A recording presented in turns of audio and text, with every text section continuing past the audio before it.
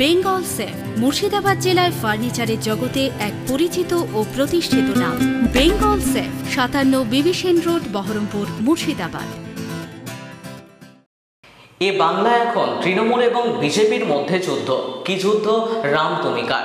মমতা ব্যানার্জিকে কটাক্ষ করে অধীর রঞ্জন চৌধুরী বলেন, যে দিদি কোনোদিন রাম পুজো করেনি বাংলায়, সে দিদিকে এখন পথে নামতে হচ্ছে তার দলের লোকেদেরকে নিয়ে রামনবমী পালন করতে। অধীর রঞ্জন চৌধুরী বাংলার মানুষের কাছে আহ্বান করে বলেন, এই বাংলার রবীন্দ্রনাথ ঠাকুর, কাজী নজরুল ইসলামের বাংলা। এ বাংলায় রাম আছে, রহিম আছে, সবাই আছে। আমরা যেন বিভাজনের রাজনীতি করে একে অপরের ক্ষতি না করি। আজ পবিত্র রাম নবমী। ছোটবেলা থেকে আমরা দেখে এসেছি এই পবিত্র রাম নবমীতে ভগবান রামের পুজো হতো, মেলা হতো, সেই সঙ্গে কোথাও কোথাও কুমারী পুজোও হতো। কিন্তু আজ এই পবিত্র রাম নবমীকে কেন্দ্র করে এই বাংলায় যে ধুন্ধুবার কাণ্ড করবার চেষ্টা হচ্ছে, তাতে পবিত্র রামকে সামনে রেখে আমরা কি অপবিত্র কর্ম সম্পাদন করছি না? সাধকরা বলে, ওহি রাম जो दशरथ का बेटा, वही राम जो घर घर में लेटा, वही राम जो जगत पसेरा, वही राम जो सबसे निहारा। ये बांग्ला এখন তৃণমূল আর বিজেপির মধ্যে যুদ্ধ। কি যুদ্ধ? রাম তুমি কার, রাম তুমি কার। দিদি দেখছে বিজেপি রাম যেন কেড়ে না নেয়, তার বিপদ বাড়ছে। দিদির ভয় হয়েছে যে রাম বুঝিবা বিজেপির ঘরে চলে গেল। তাই যে দিদি কোনোদিন রামনবমী পালন করেনি বাংলায়, সেই দিদিকেও এখন পথে নামতে হচ্ছে রামনবমী পালন করার জন্য তার দলের লোকদেরকে দিয়ে। ঠেলায় পড়ে বিড়াল গাছে ওঠে বলে কথা আছে। দিদির এই অবস্থা দেখে আমার সেটাই মনে হচ্ছে যে ঠেলায় পড়ে তৃণমূল নামক বিড়াল এখন রাম গাছে উঠছে। কোনো দরকার ছিল না এগুলো। আপনার নিজেরা ঠিক করে নিয়েছেন যে বাংলার মানুষ সাম্প্রদায়িক মানসিকতায় বিশ্বাস করে, তাই রামনবমী নিয়ে এপক্ষ অথবা অপক্ষ লড়াই করলে নির্বাচনে লাভ হবে। এটা বাংলার মানুষের ভাবনাকে, বাংলার মানুষের সংস্কৃতিকে অপমান করা হচ্ছে বলে আমি মনে করি।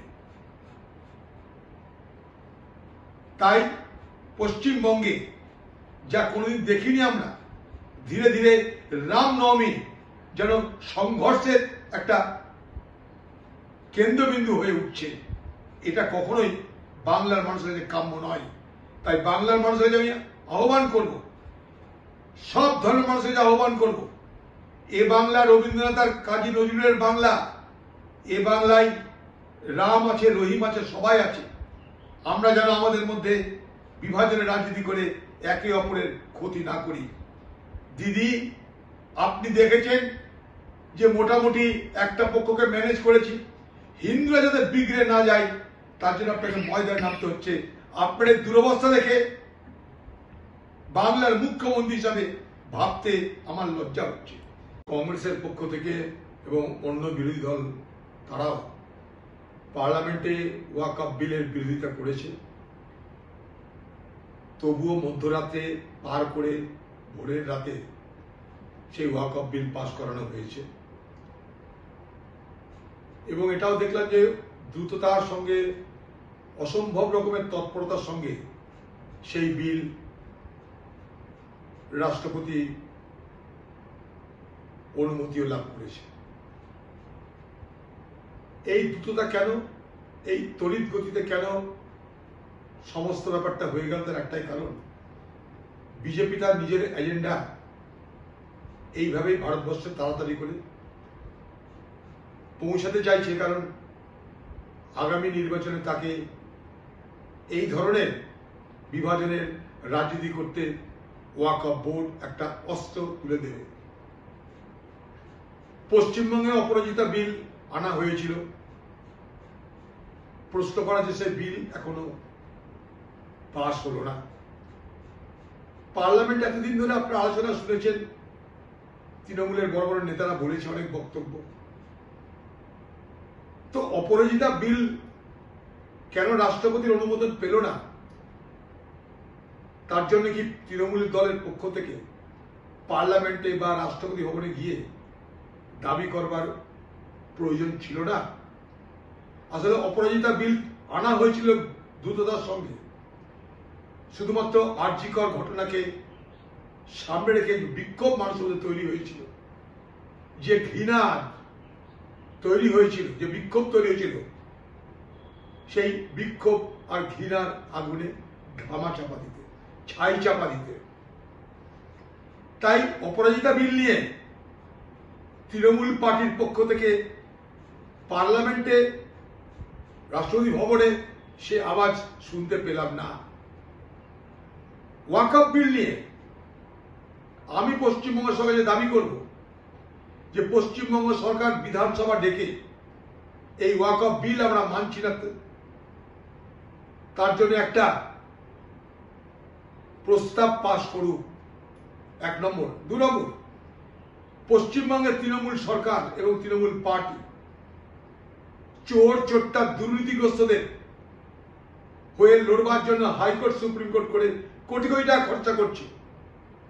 তৃণমূল পার্টির পক্ষ থেকে এই ওয়াকফ বিল যাতে গ্রাহ্য না হয়, এই ওয়াকফ বিল সংবিধান বিরোধী, এই ওয়াকফ বিল মৌলিক অধিকার কেড়ে নেওয়ার বিল, সেটাকে সামনে রেখে কেন সুপ্রিম কোর্ট করা হবে না?